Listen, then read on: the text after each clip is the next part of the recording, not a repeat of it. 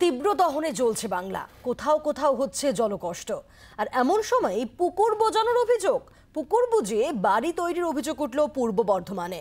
বিএলআরওর কাছে অভিযোগ জানিয়েও কোনো লাভ হয়নি, এমনটাই অভিযোগ করছেন আউশ গ্রামের 2 নম্বর ব্লকের বাসিন্দারা।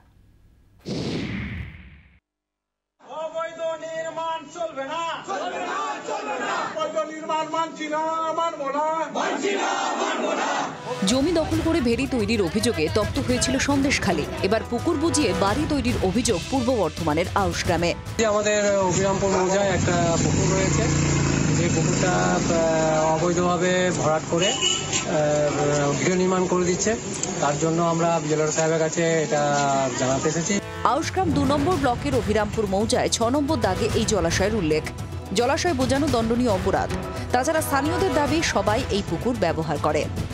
অসুবিধাটা বলতে পুকুর তো ওখানে 2টো শ্মশান আছে, এবং সেই শ্মশানে ধরুন মরা ফড়া পড়াতে গেলে সেখানে জলের দরকার।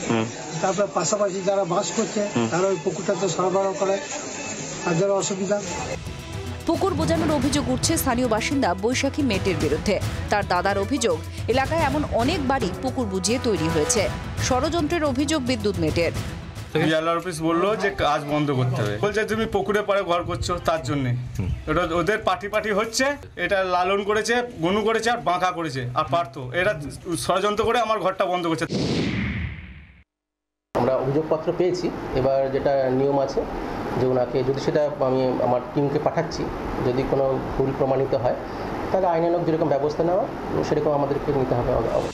পূর্ব বর্ধমান থেকে অরূপ লাহার রিপোর্ট, জি 24 ঘন্টা। বাংলার আওয়াজ, বাঙালির আবেগ, জি 24 ঘন্টা।